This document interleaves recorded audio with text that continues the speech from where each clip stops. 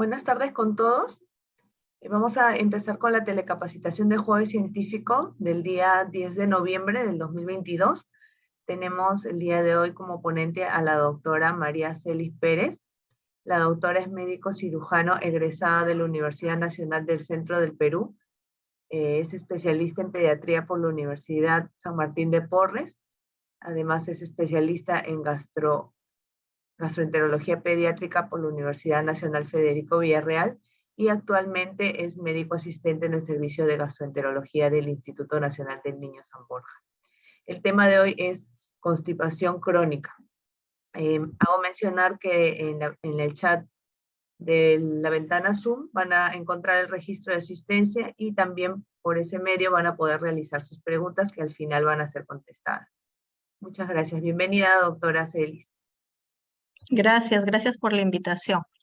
Bueno, este día vamos a hacer como un pequeño resumen de las cosas básicas que tenemos que saber los pediatras en relación al estreñimiento crónico para poder facilitar su consulta ambulatoria con éxito, ¿no?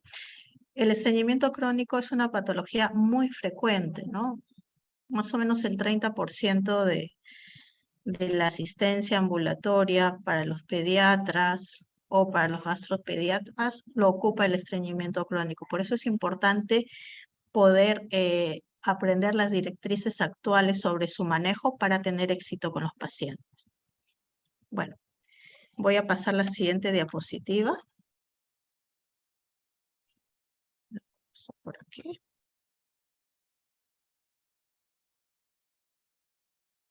Me parece que se ha quedado congelado. Ahora sí. ¿Puede ver mi siguiente pantalla? El contenido para la charla de hoy se va a basar en la introducción y definición actual del estreñimiento, las etiologías más frecuentes. Tenemos que aprender qué es el estreñimiento funcional, que es el estreñimiento más frecuente en la consulta pediátrica, cómo hacemos un diagnóstico correcto, cuáles son las directrices del tratamiento actual y cuáles son las banderas rojas. Como les había comentado, es una patología bastante frecuente. Van a haber muchos niños con estreñimiento en su consulta y la prevalencia máxima del estreñimiento es básicamente en la etapa preescolar, ¿no? Van a ser los chiquitos que están empezando a dejar el pañal, niños que empiezan la escolaridad, ¿no? En los nidos o en los jardines van a tener mayor predisposición a presentar estreñimiento. Como bien sabemos, es un trastorno crónico que se clasifica como crónico porque la duración es de 3 meses o más. Un estreñimiento de inicio precoz se caracteriza por un estreñimiento de menos de 8 semanas, pero un estreñimiento crónico básicamente es de 3 meses a más. Va a haber una disminución en la frecuencia de las deposiciones. Muchas veces nuestros niños nos van a referir dolor a la defecación, evacuación de heces muy duras o de gran calibre, muchas veces con mucho esfuerzo y algunas veces que pueden atorar el inodoro. Entonces van a haber evacuaciones poco frecuentes, van a haber heces duras. Muchas veces estas heces pueden ser tan pequeñitas, llamadas como heces caprinas, y los niños van a presentar signos de dolor, porque muchas veces no lo refieren como dolor, pero vemos la expresión de dolor que pueden mostrar durante la defecación. Y actualmente ya no utilizamos el término de encopresis. Actualmente el término a utilizar es incontinencia fecal, que es cuando nuestros niños en forma voluntaria o involuntaria van a manchar la ropa interior con deposiciones. La etiología, básicamente, el 95% es funcional. ¿Qué quiere decir esto? Que no va a haber daño en ningún órgano o alguna alteración metabólica que lo condicione. Entonces van a ser niños totalmente sanos que por algunas circunstancias que pueden ser alteraciones en la dieta, ¿no? Cambios comportamentales o alteraciones emocionales que pueden iniciar el estreñimiento funcional. y solamente un 5% pudieran tener alguna morbilidad, ¿no? De este 5% vamos a tener causas neurogénicas que tenemos que conocerlas, ¿no? Por ejemplo, la enfermedad de Hirschsprung, que es algo que tenemos que aprender a diagnosticar. Los niños con parálisis cerebral también son niños con predisposición a hacer estreñimiento por múltiples condiciones, ¿no? Medicamentos, la poca actividad física que pueden tener estos chicos, daños a nivel de la columna, como las ya muy conocidas mielomeningoceles, lesiones medulares, ¿no? Lesiones como el teratoma sacro, neurofibromatosis también nos condiciona estreñimiento y otras alteraciones neurológicas menos frecuentes, ¿no? Como la distrofia muscular de Duchenne. Dentro de las causas endocrinas y metabólicas también la hipervitaminosis D, ¿no? Muchas veces suplementamos con vitamina D, pero también podría conllevar a un estreñimiento. Trastornos del calcio, del potasio, pacientes que tienen hipotiroidismo, es muy común y nos ha sucedido que el niño llega por estreñimiento crónico muy severo o refractario y realmente lo que está pasando es que tiene un hipotiroidismo. Dentro de las causas anatómicas, por ejemplo, los niños que tienen un síndrome de colon izquierdo pequeño, ¿no? Esto es para los colegas que hacen cirugía pediátrica, problemas de obstrucción intestinal como atresias, membranas, vólvulos, ¿no? Y otras causas menos comunes como la enfermedad celíaca también podría predisponer a un estreñimiento. Es importante también recordar que los fármacos opiáceos tienen como efecto adverso muy frecuente el estreñimiento. Entonces son chicos que han pasado por una cirugía de cualquier tipo, ¿no? Una cirugía abdominal o una cirugía de la cabecita, y que el área de terapia del dolor suele medicar con opiáceos, ¿no? Y esto va a conllevar no solo estreñimiento, sino un hilio marcado, vómitos, y que se resuelve fácilmente haciendo un retiro progresivo del medicamento. ¿Y cuáles son los patrones normales de la defecación? El 90% de los recién nacidos debería ser su primera deposición dentro de las 24 horas de vida. Los prematuros suelen durar un poquito más, se puede esperar hasta las 36 horas de vida, ¿no? Y luego de esto, el ritmo defecatorio va a depender mucho de cómo están siendo alimentados. Es muy distinto el ritmo defecatorio de los bebés con lactancia materna exclusiva de los que reciben fórmula. Los que reciben fórmula van a tender a hacer deposiciones mucho más consistentes y mucho más alejadas. Los bebés recién nacidos con lactancia exclusiva pueden tener un extremo u otro, una defecación cada 7 días que puede ser considerada totalmente normal, o tener una defecación después de cada alimentación, después de cada lactancia, ¿no? Y los niños con fórmula van a tener un promedio de 2 deposiciones por día. Para los niños de 2 años, hasta los 2 años de edad, esto se mantiene más o menos de 2 deposiciones por día, y a partir de esa edad, después de los 4 años, esto tiende a disminuir a una deposición por día. Es un aproximado, no es algo exacto. Y ahora vamos a comentar sobre el estreñimiento funcional, ¿no? Ya habíamos comentado que es una defecación difícil, infrecuente, a veces incompleta, donde hemos evaluado a nuestro paciente y aparentemente no existe ninguna causa anatómica, metabólica o neurológica primaria que pueda explicar este estreñimiento. Este estreñimiento funcional suele pasar en periodos críticos en el crecimiento de un niño. Por ejemplo, empieza después de la introducción de la alimentación complementaria, ¿no? Nuestra dieta muchas veces se basa mucho en cereales y estos alimentos sólidos pudieran condicionar mayor masa fecal y a veces estreñimiento. Durante el entrenamiento, al dejar el pañal, muchas veces los niños pasan por situaciones de estrés y simplemente no hacen popó porque quieren hacerlo en el pañal y mamá ya hace algunos días en forma de repente muy agresiva retira el pañal y esto puede condicionar un estreñimiento. Y muchas veces también durante el inicio de la escolaridad, ¿no? Pasan a un ambiente distinto, no tienen todas las oportunidades de tener un baño adecuado para su edad o el tiempo adecuado, entonces puede surgir un estreñimiento funcional también al inicio de la escolaridad. Para esto, nosotros nos basamos en los criterios de Roma, ¿no? Son los criterios para el diagnóstico de estreñimiento funcional. Y estos los vamos a clasificar en niños hasta los 4 años y niños después de los 4 años. Entonces, necesitamos tener por lo menos dos criterios durante al menos un mes. 2 o menos defecaciones por semana, retención excesiva de heces, ¿no? Los padres siempre nos reportan. Veo en su rostro que quiere hacer más, pero retiene las deposiciones o hace muy poquito. Deposiciones que causan mucho dolor o son sumamente duras, heces de gran diámetro o una masa fecal en recto. Eso lo tenemos que palpar, ¿no?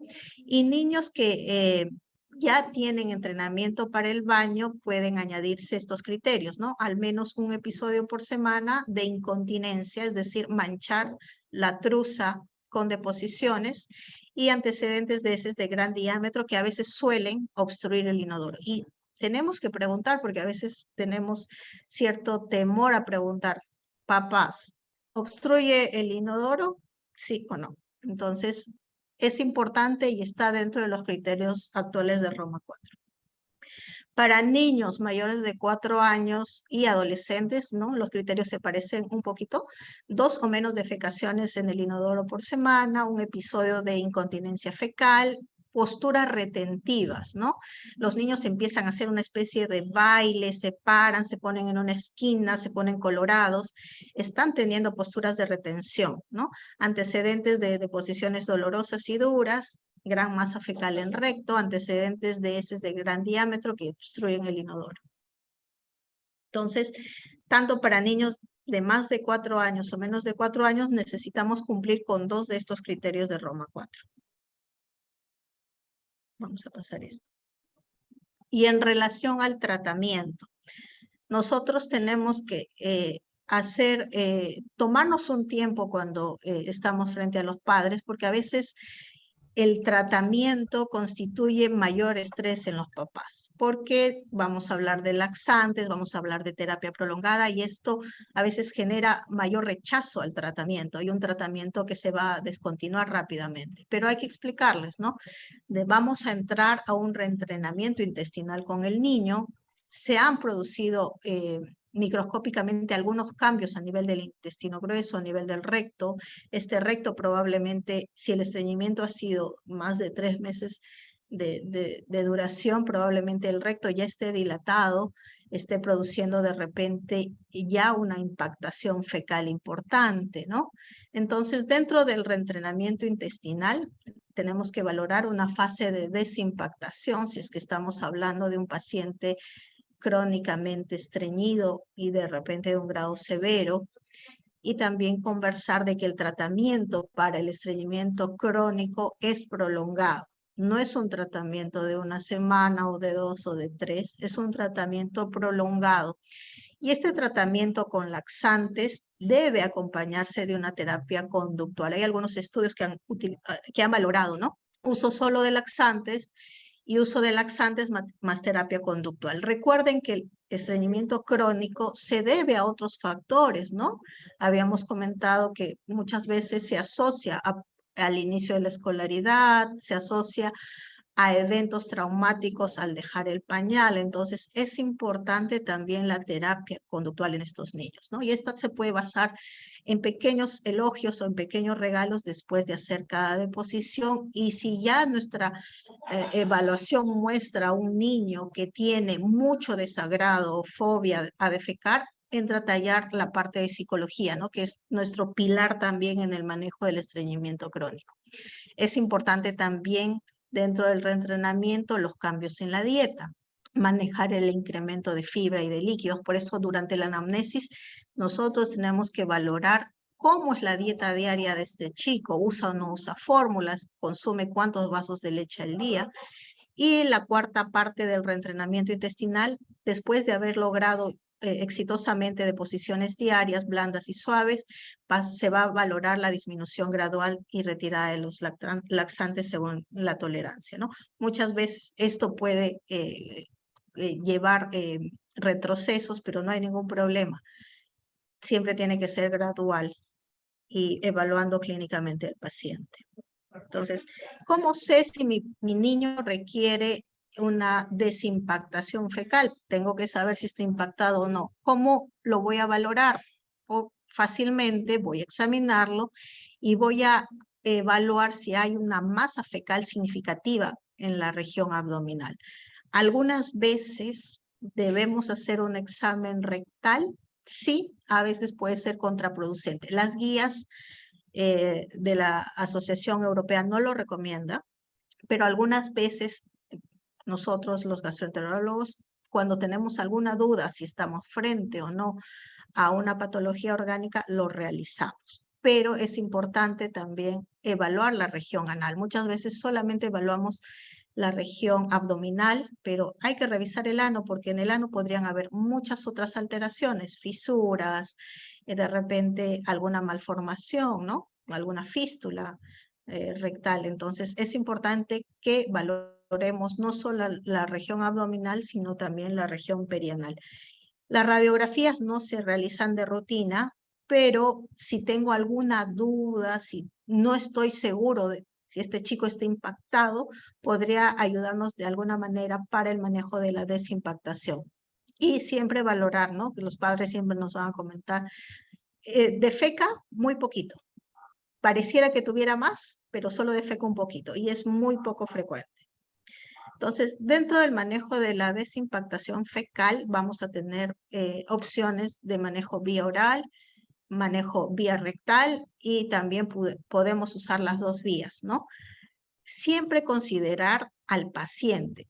Debe ser un manejo individualizado porque yo no le voy a indicar un manejo rectal a un paciente que ni siquiera me ha permitido revisarle el popó porque ya viene con una carga emocional muy fuerte. Hay chicos que vienen y por nada del mundo permiten que les revisemos el recto porque ya han venido manejados previamente en casa, en forma extrema, los han agarrado de los pies y de las manos y les han puesto un supositorio o un enema. Entonces, lo ideal, en el mejor de los casos, siempre es usar la vía oral. Y si el paciente o el caso te lo permite, también podemos usar la vía rectal o ambas opciones. Entonces, para el manejo de la desimpactación por vía oral, tenemos ya el muy conocido polietilenglicol, ¿no? La dosis es mucho mayor a la dosis habitual del manejo de mantenimiento. Podemos usar de 1.5 a 2 gramos por kilo, ¿no? Y podemos dividirlo en dos dosis. El manejo de la desimpactación por vía oral generalmente debería ser de 3 a 6 días, pero siempre evaluando las características de las deposiciones. También podría ser un manejo intrahospitalario, por supuesto, ¿no? Si el caso o las circunstancias no permiten un manejo de desimpactación por vía oral, por A o B motivos, el paciente cursa con muchas molestias, los padres no son confiables, ¿puedo hospitalizar a mi paciente? Sí. Y en la hospitalización podría yo valorar colocarle una sonda y poder manejar una desimpactación bioral, más o menos de 25 mililitros por kilo por hora, ¿no? Con polietilenglicol. Y también, si las circunstancias lo permiten y el paciente no está emocionalmente muy comprometido, la desimpactación por vía rectal también se puede utilizar, ¿no? Podemos utilizar cloruro de sodio tibio en los más pequeñitos, ¿no? Desde los neonatos con una dosis de 5 mililitros para los menores de 1 kilo y para los mayores de 1 kilo de 10 mililitros. Para los mayores de 1 año, 6 mililitros por kilo. También podemos usar enemas de fosfato, ¿no? Tenemos en presentaciones de 133 mililitros, ya no voy a mencionar las marcas, pero lo podemos usar de 2.5 mililitros por kilo. Siempre tener cuidado en estos casos de no estar frente a un paciente que tenga una enfermedad renal crónica, porque podría ocurrir casos de hiperfosfatemia o hipocalcemia. Y una vez que nuestro paciente ya ha sido desimpactado, ya hemos evacuado toda esta gran masa fecal, recién entra a tallar un manejo de mantenimiento que, como dije, va a ser un manejo de mantenimiento de muchas semanas. ¿Cuántas? No lo sabemos, eso va a ser en respuesta de cada paciente, pero el padre tiene que entender que no es un manejo a corto plazo. Entonces, ¿también podemos usar polietilenglicol? Sí. ¿Hay alguna diferencia en el manejo del tratamiento de usar polietilenglicol con o sin electrolitos? Los estudios dicen que no.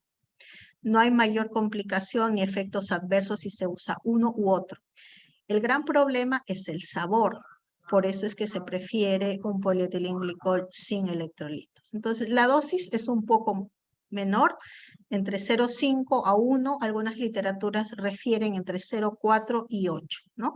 Y usted lo va a valorar en niños mayores de 12 meses. Hay algunos estudios de uso de polietilenglicol desde los 6 meses, sí los hay, no son muchos, pero las guías todavía tienen algunas reservas con el uso a partir de los 12 meses. Pero sí hay estudios para niños desde los 6 meses de edad. ¿Podemos usar lactulosa para los más chiquititos? Sí, ¿no? La dosis se puede dar por edad o se puede dar por kilo de peso. La dosis más práctica es 1 mililitro por kilo.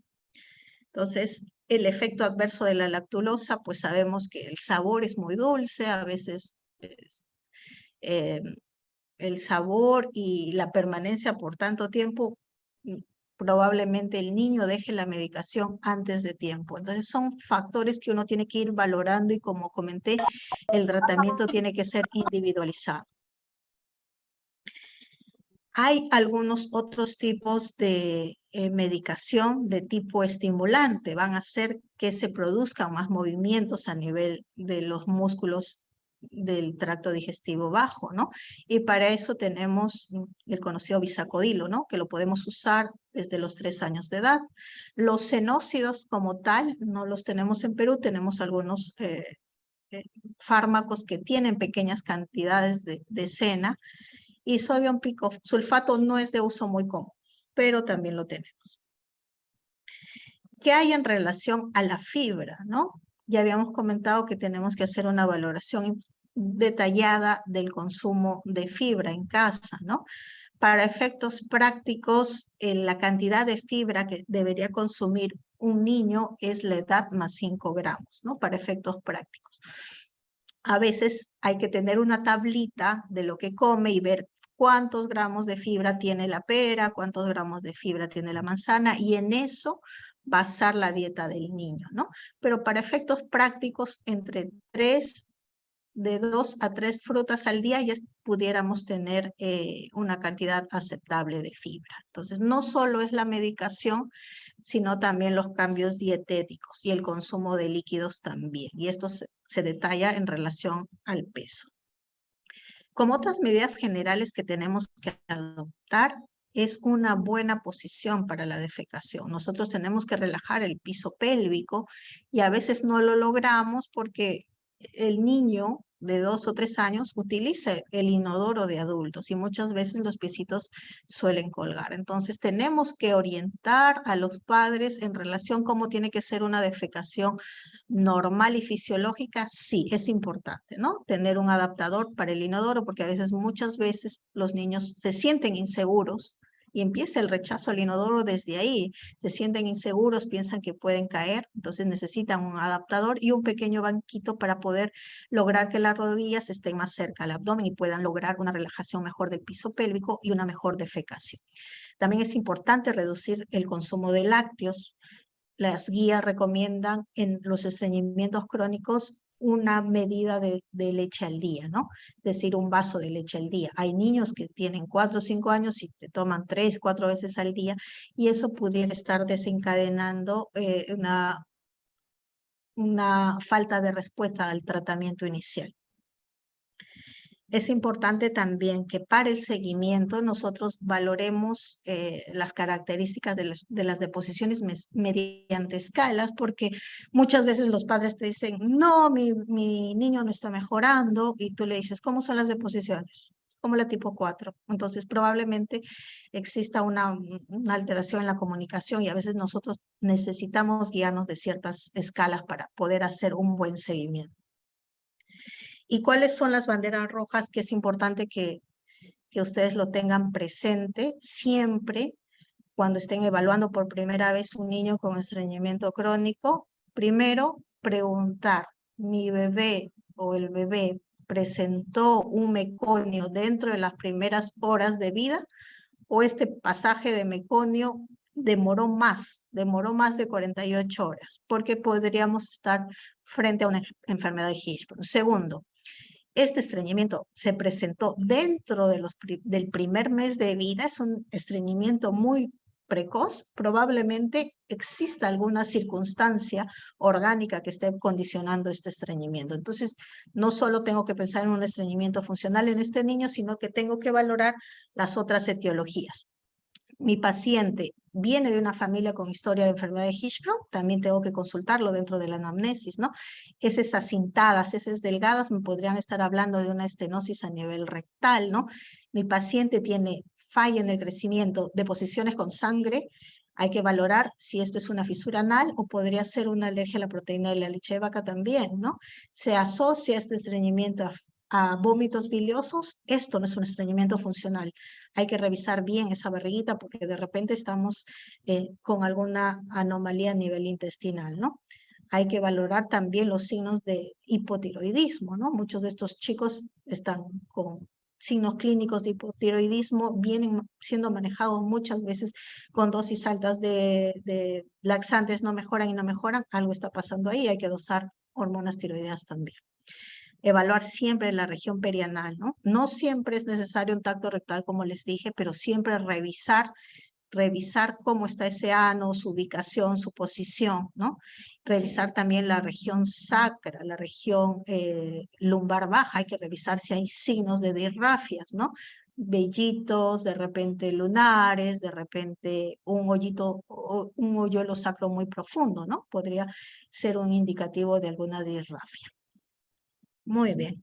He tratado de hacer un resumen bastante sencillo para que ustedes puedan tener puntos claves en el manejo del estreñimiento severo y estoy lista para escuchar si tuvieran alguna pregunta. Gracias. Muchas gracias, doctora Celis. Si tenemos una pregunta que nos dice, ¿qué consideración debería de tener al utilizar el laxante? Bueno, primero, tener una dosis adecuada, ¿no? Porque si bien es cierto, los laxantes son bastante seguros, a veces hay mucha confusión con la dosis, ¿no? Y pudiera conllevar a deshidratación, que es poco frecuente, pero hay que explicarle al papá que cuando van disminuyendo la frecuencia de las deposiciones, la cantidad del laxante debe graduarse, ¿no? Otra indicación, otra consideración sería valorar si este niño no tiene alguna otra enfermedad subyacente. Habíamos comentado que los niños con nefropatía vamos a tener mucho cuidado de usar los enemas de fosfato por el riesgo de hiperfosfatemia, hipocalcemia, ¿no? Y sobre todo, dar un poco de tranquilidad a los padres, porque el mayor temor de los padres es el uso prolongado del laxante. Siempre dicen, mi bebé se va a acostumbrar al laxante, pero no es así. Nosotros vamos a empezar un reentrenamiento intestinal y para que nuestro intestino grueso pueda volver a tener una función normal, requiere un tratamiento prolongado. Efectos adversos, muy pocos, los estudios no han encontrado mayor efecto adverso, pero pudiera darse alguna consideración, especialmente en niños con comorbilidades, ¿no? No Muchas sé gracias, si hay doctora. alguna... Sí, otra pregunta nos dice, ¿cuánto es lo máximo que puede durar un niño con molestias para defecar? ¿Cuánto puede durar? ¿No? Lo menos posible, porque si mi niño cronifica este dolor a la defecación, va a empezar con conductas retentivas y el estreñimiento se va a hacer mucho más severo. Tenemos dos estreñimientos, uno de origen precoz, perdón, de inicio precoz de menos de 8 semanas y un estreñimiento crónico. Cuando ya hablamos de un estreñimiento de más de 3 semanas, de 3 meses, perdón, ya van a existir cambios estructurales microscópicos a nivel del recto. El recto se va a dilatar y esto va a conllevar a un estreñimiento mucho más severo. Por eso es que niño diagnosticado de estreñimiento, medidas iniciales, manejo de dieta y manejo de laxantes. ¿Es necesario? En algunos casos sí, para los de inicio precoz. Algunas veces se pueden solucionar simplemente con el manejo de dieta. Pero para los estreñidos crónicos sí, siempre laxantes.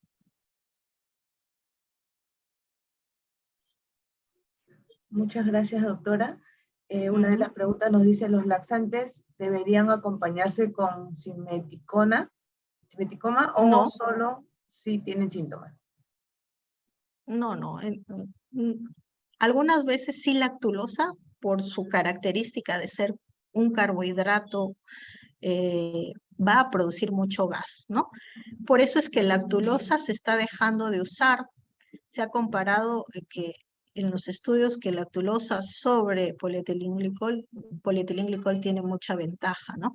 Y es uno de los efectos adversos. Pero si hay mucho gas, podríamos nosotros más bien optar por el otro tratamiento, ¿no? Más que estar medicándolo con algo adicional. A menos que tenga algún evento adverso, ¿no? Para polietilenglicol.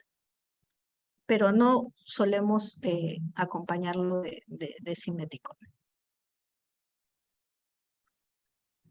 Muchas gracias, doctora.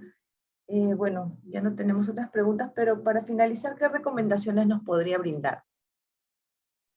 Un diagnóstico precoz del estreñimiento va a hacer que nuestro tratamiento dure menos de lo planificado. Las recomendaciones básicamente para la consulta es que conversemos bien con los padres porque muchas veces estos, por el temor a los laxantes, cumplen parcialmente con el tratamiento y ellos son los que suspenden la medicación y esto va a conllevar retrocesos y mayor prolongación en el tiempo del tratamiento, ¿no? No temor a los laxantes, examinar muy bien a los pacientes, valorar las banderas rojas que son muy comunes, examinar también la región perianal, a veces se nos olvida por temor, por miedo, por vergüenza, evaluar la región perianal es importante. Por lo menos en la primera consulta, valora la región perianal, descarta fisuras, porque eso también conlleva un estreñimiento crónico, ¿no? Y sobre todo también manejemos la parte conductual y emocional del paciente, ¿no? Si no mejoramos eso, sabemos que el estreñimiento funcional es el 95%, vamos a tener mucho fracaso en el tratamiento. Y no es que seamos malos pediatras, simplemente que nos faltó valorar también la parte emocional del niño, ¿no? No solo es la medicación, sino también la parte conductual emocional. Creo que serían mis recomendaciones.